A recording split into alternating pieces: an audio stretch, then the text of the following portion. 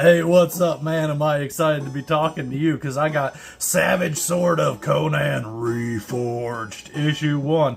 And knowing about this ahead of time, I actually requested this variant cover, the B cover from Boris Vallejo. This is just so cool. I love that. That's sick. On the back here, we can see we got an advertisement for the next issue that's promising a whole lot of fun, and I'm stoked for that. Man, that cover looks so good. I ain't even bothering to look at what the variant's going to be. I just have them pull it because that looks wonderful. But man, this book was so much fun. I got my little custom Lego Conan hanging out with me. Check out that video I put out with him, and also talking about him in that issue 25 video from the other week. But man, so good. I just drank a big old cup of coffee. This is my second cup, and had the most fun sitting through this because this has two of my all-time favorite stories in it. Frost Giant's Daughter and my absolute favorite, Tower of the Elephant. So very cool. And like, hey, check that out. We got that dope pinup right there.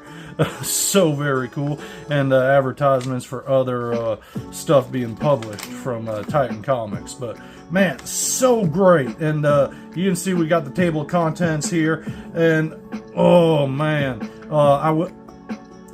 Tower of the Elephant I just love so much. But the whole thing was good. The Samaria poem with Smith's artwork is fantastic, although some of the recoloring on it doesn't mesh well with the text. We'll get to that. Yeah, I'll just talk about this as we go, but I did really like this little couple-page essay that Patrick Zerker did. I've very much been enjoying his material as we've been reading it in previous Titan publications. Got that fun, the Median Chronicles out there. No, Prince! I won't do the whole thing, but I do when I'm reading it to myself. Great map. Every Conan book should have at least a portion of the map in it, and it just totally sets you in the world. But man, this is just so great. Of course, just straight adaptation, but we got some beautiful Barry Windsor-Smith artwork, and Roy Thomas is actually writing both main features in this, or I should say adapting, and he does a fantastic job. Man, this is so good. So good. And like, what a double page spread, like, throw you right into it.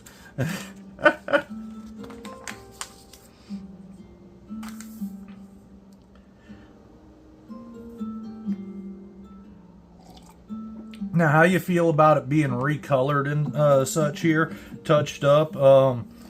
I think it looks pretty good. But I could understand some people not liking it.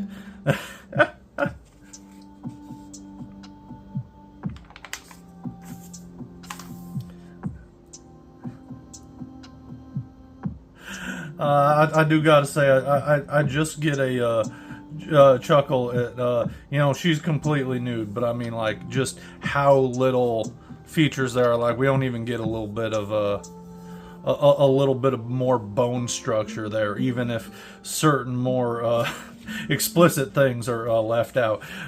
So it just looks a little bit funny to me, but I do gotta say, product of the time, and not looking to raise any red flags or nothing. But man, this story is just so good. I love just how it sort of flows, and just the chase. It almost feels like a song of a story. I think that's what's so fun about it. But so very cool.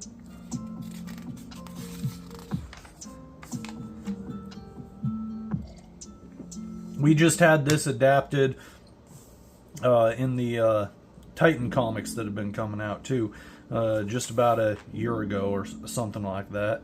What was it, like issue 14 or something? We're on 25. But that was really well done. I've liked the Dark Horse version too. I read, this story's been adapted so many times, and each time I am here for it because it is so good, and because these stories can be reinterpreted or portrayed in different ways, which gives its own little spin on it. And everybody, when they're reading like a prose material, in their head they imagine it different, they see something different, and sometimes things that might be taken literally by some are taken more metaphorically by others. And when we see something adapted from prose into comics a number of times, you get to really see that play out, and I very much enjoy that. And this was a beautiful, fantastic adaptation, and I just gotta say, this one issue by itself is absolutely phenomenal. Just the value you're getting. Yes, it's $10 for a comic that's pretty much all just reprint stuff, but going into the back issue stuff now, old Conan Savage Sword issues, I can't find them for cheaper than like $12-15 in like bad condition, not really great story versions. So this still great value, and the fact that you're getting the stories and quality of stuff we're getting in this is so good. I skipped over it, but this Patrick Zircher essay is fantastic. Him talking about his experiences as a child, getting into Conan, doing a really bad job in D&D, trying to be a Conan type character, and just his experiences with the two main stories in this book. And it's very fun, and I've very much been enjoying his material he's been putting out, adapting Howard's stuff. This poem right here is good, but you can see what I'm talking about, how it's really hard to read some of this text here. Just because we got black text, and it's on really dark, rich colored segments. So, like, you got to kind of hold it up a little. You don't get all up in there. Maybe that's just my getting old eyes, but and not bothering to put my glasses on. But I can see from this close-up, that's just hard to read at certain spots. And we see, like right here, where we shift to the blue text on the black, that, they're not keeping a straight black through everything. So I really do feel like this is my big complaint for this book, is on a few of these panels here, they should have changed the color of text. Like, if they changed the color of the text up here to a lighter tone right here, it would be sort of a mirror and matching. Same thing up here, like if they just changed the text to a lighter color, maybe a light stone gray, or a dark pale blue, like the color of Conan's hair in the shadows there. It's blue, but it's really black, like Spider-Man's suit. But this is a good poem. I like it. The artwork accompanying it's beautiful, and it does a great job portraying Samaria as just like a really unpleasant but somehow beautiful place. Like, there can be beauty in savagery, I guess you should say. But here we're kicking off the actual feature. I will say, like, I think we could have used maybe a little break page, but I understand not doing such just to keep the flow of stuff. But I feel like just something in between each of the stories, even if it's just a pin-up, and if you need to fill up 2 pages, maybe a pin-up on each side. A pin-up on each side is brilliant, because then we can rip the thing out of the comic safely without it damaging the story, and then you get a cool piece of artwork you can thumbtack to your wall or something. Because I know I did that to a number of comics and things when I was younger, and I still am tempted to this day to do so.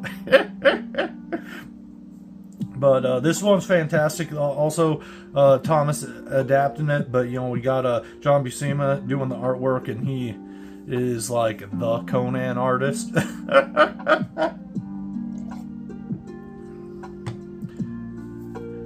This is so good. I love just how everything's depicted here in the bar, and this surly fella he gets what's coming to him. We don't see him too much in the book, but I like just how unpleasant he seems.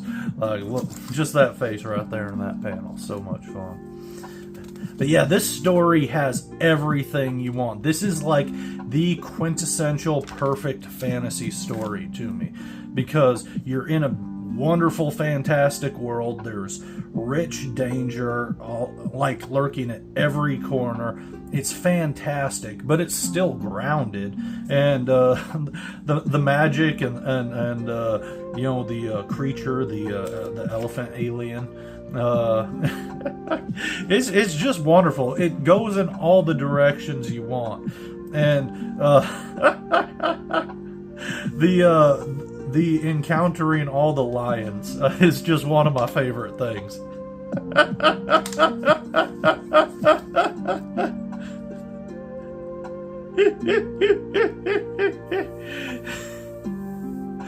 Oh yeah, and I will say too, when reading the story, I always imagined him as being much chunkier.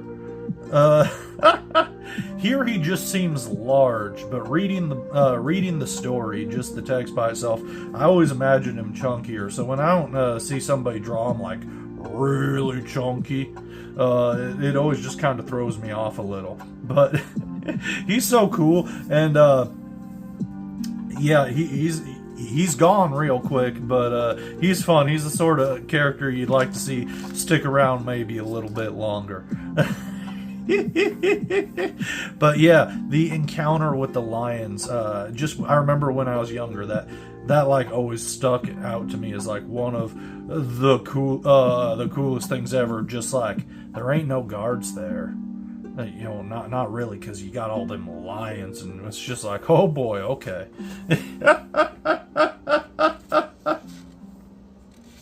But yeah, him throwing the cable up there and it going in just one go, that's probably the most unbelievable part of this story, as presented. For all the wild stuff going on. But yeah, lion fights, so cool. Conan being a sneaky thief. That bar brawl out front. And then we get to the giant spider fight. Oh my god. Spiders creep me the hell out, so that always has been like super visceral scary to me. It's just like, oh man. I love just the sly little like side-eye little Conan's giving right there. That's just so much fun. Just a little bit suspicious, but Prince of Thieves no longer. Got himself a spider bite. That ain't looking pretty. But yeah, he goes through that door and he sees that beautiful room full of treasure everywhere, but he knows danger is lurking, and sure enough, you get this nasty creepy crawly just jumping right out at him, and that's what I'm talking about, the big old scary giant spider fight. This is one of the coolest fights. This is one of the things I always instantly think to with Conan. This whole story really is one of, if not the first thing that pops into my head thinking about him, because you got that cool encounter with all them lions, and then the surprise sneak attack. You got this big old giant spider being absolutely creepy. Oh, but he does a great job. And then we get the wizard. You get the you get the mysterious alien with the bit of talking and the like prophesizing sort of thing, or not prophesizing, recounting of his past and his race. It's so full of mysterious dark wonder. And just crushing the spider with the big old chest of jewels. You know, just gaining that visceral strength to just smash the thing. Oh, yeah. Keep me the hell away from that big creepy crawly. But man, I love that every time I see this adapted, you're always able to get that same sense of just overwhelming sadness with this creature, and it just looks so just so awful. Like, look at how gaunt it is. It's just skin and bones, and that big old head, which just exaggerates it even further. And we get a good sense of Conan's feelings too. The writing really gets it across, but the artwork especially. Like, just this right here, Let me get a little bit closer, but we see the sad crying thing, and like, just look at Conan. You don't even need to read his dialogue or nothing. You feel it just in the look on his face. He just feels bad, and so do we, the readers. And his story is so sad. I like this here. It's an advertisement in the Conan book, just for the Conan newsletter. But I like that it's just using a pinup, so we're just getting a whole bunch of artwork. We just have this obnoxious QR code slapped there. I already get Conan emails, I think, because I'm on a Conan email list. I signed up for it on the Conan.com website. Please tell me more about stuff that's going on. I recommend you do it too if you're into Conan. Although I will say, it keeps going to my, like not my spam, but my junk folder. Yeah, and so I keep having to redirect it to my mailbox, and I miss it sometimes. So that might happen to you as well if you subscribe to it. So just keep that in mind, and maybe double check your other boxes to see if it's there. But I love this here where we're getting his story and them just flying through space, and like I was talking about earlier with adaptations and things. I love this here how these aliens are just flying through space as giant fucking elephant people with huge angel wings. Like, it's just funny. Seeing it actually drawn out is just something else. And I love it when they're like depicted as super swole buff. But this is cool, seeing them fighting them saber-toothed cats and just tossing them around with their trunk. I love how it just kind of recounting all the history, and we're seeing it here. Them monkeys aren't looking too happy, though, I tell you. And the city's looking a lot prettier here than it is here after it's been burned up.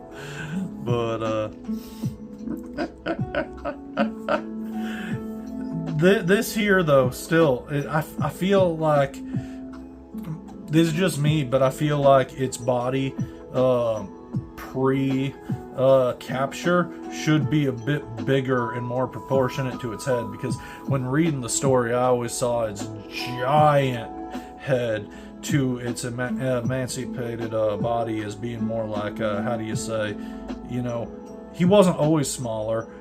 He kind of shrank. He shriveled with both age and just under the being under the entrapped spell. But this is great. Just getting his backstory, seeing it happen here with our evil wizard dude. He's despicable. We don't get to know him too much, but you don't need to, because seeing all the torture and everything he's put our elephant friend through, it really it hits home just how bad of a guy he is. So we already have all the motivation we need to hate the sucker.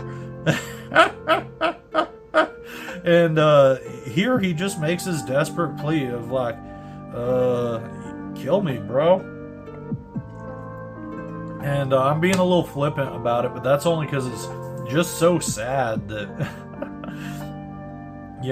kind of dark humor, I guess, just making light in a dark situation. But yeah, so he shanks our dude, and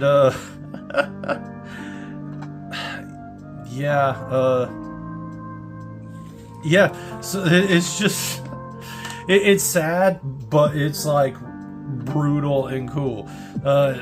Stabs Yag, rips out his heart, squeezes the blood into the gem, which soaks up. And then he's got to go do his little magic spell to the wizard. And he's going to get it good. And I love it too, because Conan, he just does everything he was instructed to do. Straight to the, like, going down, entering the room, says his name. Dude wakes up, and then he says the exact spiel. And boom, next thing you know, well, not little dude yet, but little dude getting little as he's shrinking down until he gets absorbed into the gem itself. I love how this is depicted, though, with him trying to climb up the thing, and like this panel right here, if we didn't know the size of it already, you know, it just the whole scope of everything, and then being inside of it and realizing that the creature is flying down towards him, like oh, it's just real cool. And you love seeing a bad guy get his. And we know that although he is of not our flesh, and on a different plane and level, he does exist outside of our time and universe, and there he is, and he's doing his thing. And you cannot feel so bad for him, because he's no longer crippled and blind, and now he's flying free. And then Conan just hightails it out of here there like he was told to. And sure enough, the tower collapses behind him. And man, it's just a fast-paced, great story. This adaptation especially, you just breeze right through it. The writing is, just fantastic. The artwork is amazing. Every time I read this story, I just so enjoy it thoroughly, and this was a fantastic version of it. And this whole magazine right here, and man, look at that beautiful pinup right there too. And speaking of Tower of the Elephant, advertisement for that straight up rendition of the book is a hardcover with beautiful artwork. But yeah, this book right here is just a treasure of a value. $10 for one magazine. It's a pretty good deal, like the amount of content you're getting, but also the quality. My goodness. In fact, if you could only have one Conan comic book sort of thing, this might be the single issue I point you at, because it has two of the greatest Conan stories of all time, and they're both beautifully adapted in this. So my highest recommendation, 10 out of 10 Lawn Flamingos. I'm having a blast with it. I know I'm going to be picking this up to reread again down the road, and probably sooner than I even think I will. But I had a great time going over it here with you, drinking a little bit more coffee, and just having fun laughing. So thank you for joining me, and I'm looking forward to talking more Conan stuff with you later, and I got a bunch of Lego, Transformer, and other comic stuff in between. But man, Conan's the best, though. Anyhow, we'll talk to you later.